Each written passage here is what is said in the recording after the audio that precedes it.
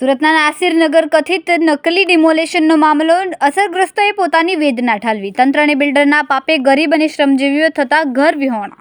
Demolition વખતે પાલિકા અધિકારીઓની હાજરી છતાં ગોળ જવાબ.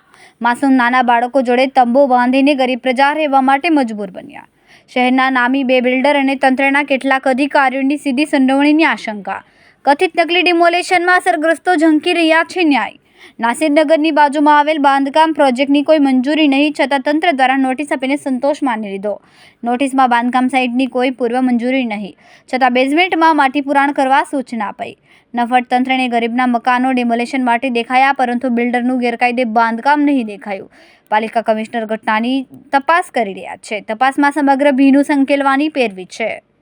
ગરીબ પ્રજાને ન્યાય મળશે કે પછી તંત્રના અધિકારીઓ અને બિલ્ડર સમગ્ર પ્રકરણમાંથી છટકી જશે તેવા સવાલ ઉઠ્યા છે. આપણા ધ્યાન પર આવી કે 30/5/2026 રોજ બાજુના બિલ્ડરના પ્રોજેક્ટને નોટિસ આપવામાં આવી. 30/5 એ દિવસ હતો કે જ્યારે અહીંયા સુરત મહાનગરપાલિકાના સેન્ટ્રલ ઝોન અને સુરત શહેર એસઓજી પોલીસના ડીસીપી રાજદીપ નકુમે પોતે જનરલ ડાયરની ભૂમિકા ભજવીને કાળો ફેર વર્તાવી અમાનવીય અત્યાચાર કરીને નાસિરનગરના 100 કરતા વધારે પરિવારોને એક જ ઝાટકે બુલડોઝર ફેરવીને ઘર વિહોણા કર્યા હતા. ને જ દિવસે નોટિસ અહીંયા આપવામાં આવી એ જ તારીખની કે ભાઈ તમે તાત્કાલિક ખાડાનું પુરાણ કરો ને તમારા બાંધકામની કોઈ પણ પ્રકારની મંજૂરી નથી.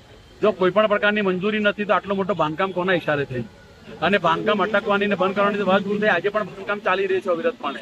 જો આ બિલ્ડરનું બાંધકામ તમે અટકાવી નથી શકતા એનો મતલબ આ છે કે આ જે બિલ્ડર છે એ ભારતીય જનતા પાર્ટીનો ધંધાની બિલ્ડર હોઈ શકે, કાં તો ભારતીય જનતા પાર્ટીના ઉચ્ચ નેતાનો જમાઈ હોઈ શકે, કાં તો મનપામાં બેઠેલા ઉચ્ચ અધિકારીનો બનાવી હોઈ શકે. તો જે કાયદેસર કાર્યવાહી નથી કરી શક્યા. શહેરમાં આજે કોઈ સામાન્ય પ્રજા કે સામાન્ય લોકો મધ્યમનો પરિવાર 3+2 માળ કે 3 માળ બનાવે તો મહાનગરપાલિકાનું તંત્ર જઈને એને કાયદેસરની કાર્યવાહી કરે, જીપીએમસી એક્ટ બતાવી દે, બીપીએમસી એક્ટ બતાવી દે, લાખો રૂપિયા પેનલ્ટી ચાર્જ વસૂલ કરીને ડિમોલિશન કરતા હોય તો અહીંયા લોકો કેમ એમની કાર્યવાહી કરતા નથી?